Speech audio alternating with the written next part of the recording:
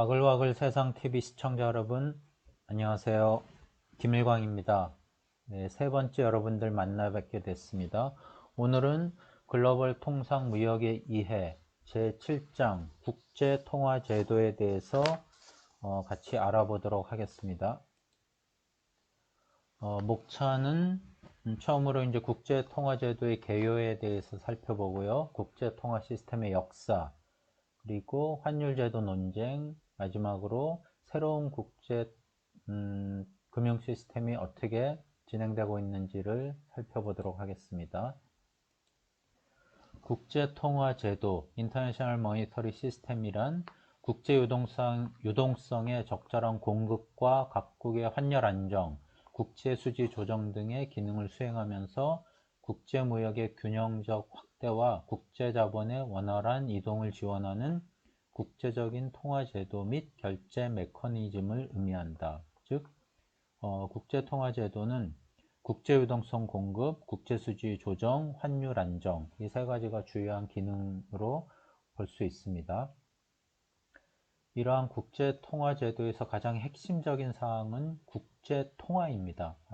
국제통화란 것은 국가 간 결제에 자유롭게 통용될 수 있는 통화를 의미하고요. 국제통화, 우리가 흔히 기축통화라는 용어를 많이 쓰기도 하는데, 국제통화가 되기 위해서는 화폐 교환과 이체가 자유롭고 화폐의 안정성이 높으며 해당 통화국 내에 외환금융시장이 발달해 있어야 되는 등의 요건이 필요합니다.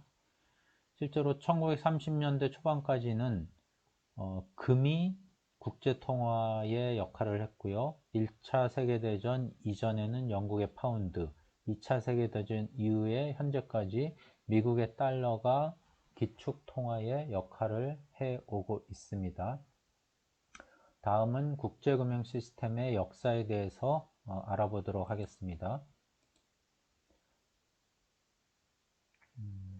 국제금융 시스템의 변천 과정은 다양하고 복잡하죠.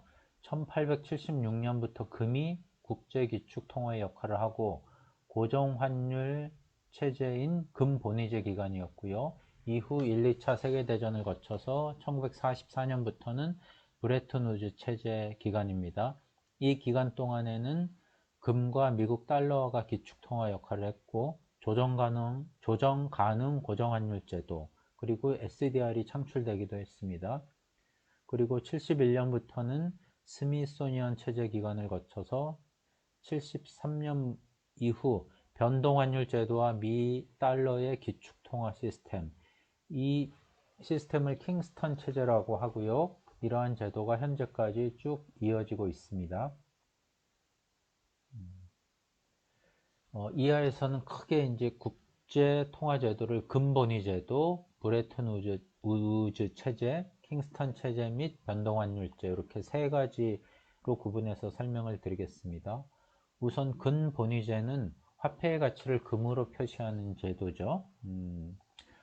화폐 환단위의 가치가 금 가치에 결부되어 있는 화폐 제도로 화폐 가치는 금 가치에 의해서 결정이 됩니다. 그러니까 자국 화폐를 금으로 표시하기 때문에 외환의 수요가 변동하더라도 화폐 가치는 금 가격에 고정이 됩니다. 따라서 고정환율 제도를 근간으로 하고 있고요.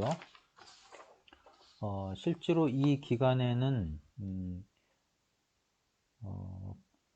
고전적인 금본위 제도는 국제결제 시스템상의 효율성을 상당히 제고시킨 걸로 보입니다. 예를 들어서 국제수지가 적자일 경우에 국제통화인 금이 해외로 유출되고요. 그럼 국내 통화량이 감소하고 그에 따라 물가가 하락하고, 물가 하락으로 제품의 가격 경쟁력이 높아지면 수출이 증대하고 국제수지 적자가 감소하고, 이렇게 이제 국제수지의 균형을 통화 흐름과 물가 변동을 통해서 빠르게 이제 회복할 수 있었고요. 다음에 통화량이 금의 보유량과 연동되어 있기 때문에 인위적인 통화량 증가가 없어서 인플레이션 위험으로부터 자유로웠고요. 그리고 국가 간 환율이 고정되어 있기 때문에 외환시장 안정과 경제의 불확실성을 줄이는 효과도 있었습니다. 다음은 금환본위제입니다. 금환본위제는 국내에서 금을 본위화폐로 사용하지 않고 금이 부족해서 금을 통화 준비를 할 수 없는 나라들에서 주로 도입이 된 거고요. 주로 달러와 같이 다른 근본위제 국가의 환의 자국화폐의 가치를 연동시키는 그런 제도입니다. 이러한 금환 본위제는 시행된 지 6년 만인 1931년에 영국을 비롯한 세계 주요국들이 금본위제로부터 이탈함에 따라서 세력이 약화되었고요. 세계 대공황과 금환본위제 붕괴로 인해서 국제경제 질서가 혼란으로 빠지고, 그리고 2차 세계대전이 발발하는 원인으로도 작용하게 되었습니다. 다음은 브레튼 우즈 체제입니다. 브레튼 우즈 체제는 1944년에 미국의 브레튼 우즈에서 연합국 44개국 대표들이 모여서 개최한 연합국 통화금융회의에서 체결한 협정입니다. 45년부터 발효가 되었고요. 연합국은 이 협정에서 국제결제은행 청산, 적국재산, 피탈재산에 대한 논의를 하였고, 그것보다 더 중요한 것은 전후 세계경제 회복과 교역 확대를 위해서 IMF와 IBRD 협정에 합의하였고요. 이 협정에서 전후 국제통화 시스템과 금융 운영에 관한 방침을 정하게 되었고, 이러한 체제를 브레튼 우즈 체제라고 얘기를 합니다. 브레튼 우즈 체제는 크게 4가지 특성이 있습니다. 금환 본위제, 조정 가능 고정 환율 제도, 특별 인출권, SDR이라고 하죠. SDR의 창출, IMF와 IBRD를 창설, 이렇게 4가지 특징으로 요약이 가능합니다. 첫 번째, 금환 본위제는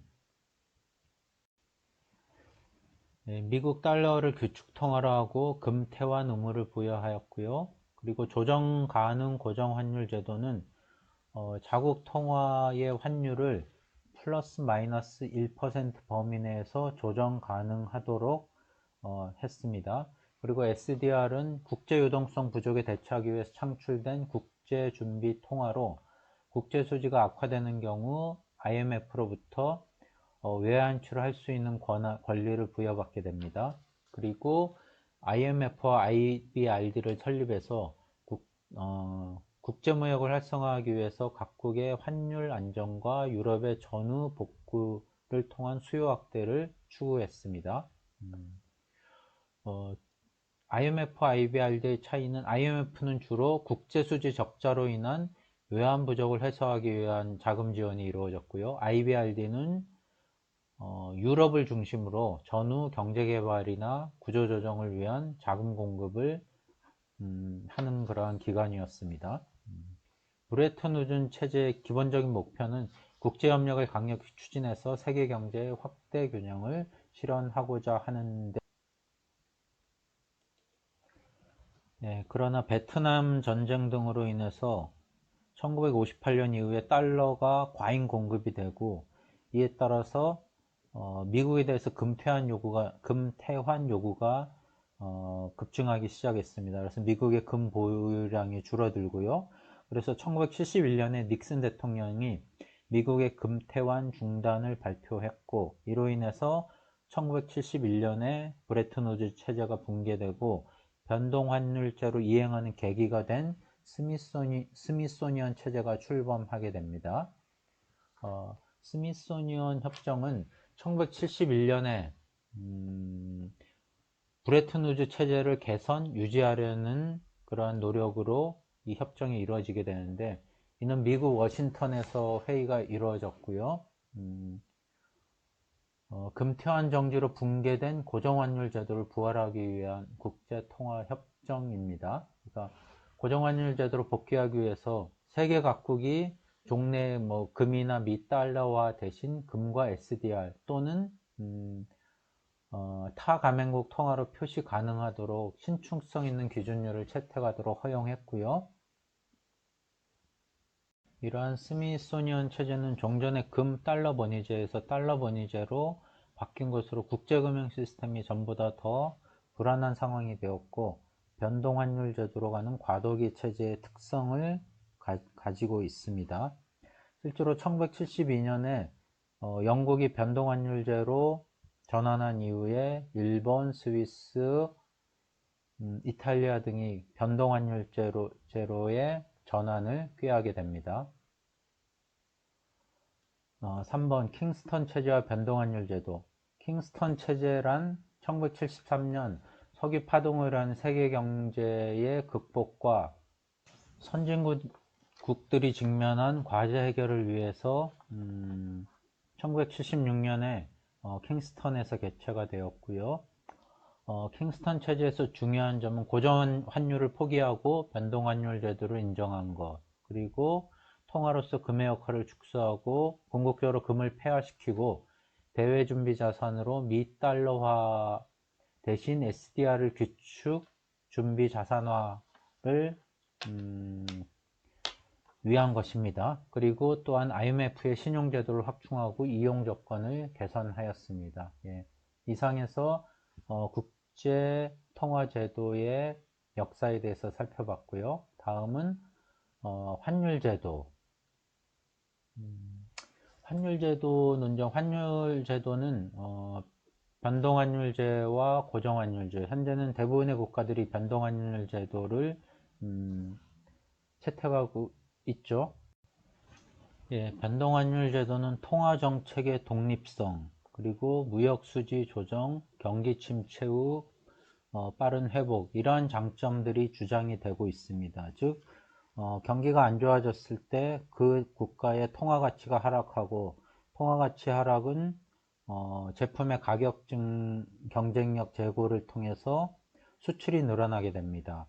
그래서 이러한 무역수지가 조정되고 경기 침체 후에 자연스러운 회복에 유리하다는 점을 들고 있습니다. 실제로 외환위기 시에 한국이 이러한 환율 상승과 그거에 따른 신속한 경기 회복의 사례로 들고 있습니다. 그 반면에 고정환율제도의 장점 및 지지 근거로는 첫 번째 통화 규제. 고정환율을 유지하기 위해선 정부는 물가 상승을 일으킬 만한 수준으로 통화 공급을 확장하지 못하게 된다는 얘기죠. 통화 규제. 두 번째는 환투기 억제. 환율의 변동이 없으면 당연히 환투기가 발생할 가능성이 적고요. 그리고 환율의 변동이 적으면 국제 경영을 하는 데 있어서 불확실성도 감소하게 됩니다. 그리고 앞에서 변동환율제 지지론자들이 주장했던 환율의 변동에 의해서 수출입의 변동을 통해서 경기 회복이 이어질 수 있다는 주장에 대해서 반대하고 있습니다. 환율과 국제수지 간의 연관성이 없다라는 주장이죠. 실제로 통화의 평가절하가 이루어지면은 환율이 상승하면서 수입 물가가 올라가고, 그거에 따라서 물가 상승, 인플레이션만이 유발되고, 실제로 수출이 늘고 수입이 주는 그런 연관성이나 효과는 크지 않다라고 주장을 하고 있습니다. 다음은 신국제금융 시스템에 대해서 알아보겠습니다. 신 브레튼 우드 체제는 영국의 고든 브라운 총리가 주장을 한 것이고요. 미국발 금융위기 사태의 원인인 금융 자유시장의 병폐를 척결해 새로운 자본주의 체제를 구축하기 위한 것으로 종전의 달러 유일의 기축통화 체제인 브레튼 우드 체제에서 다국 기축통화 체제로의 전환을 주장을 했습니다. 이때 주요 내용으로는 국제표준의 새로운 회계기준 채택을 통한 투명성 확보, 국가별로 이루어지는 금융감독 체제의 개혁, IMF를 포함한 새로운 국제금융 감시기구의 창설, 금융위기 조기경보 시스템 개설 등으로 요약을 할 수 있습니다.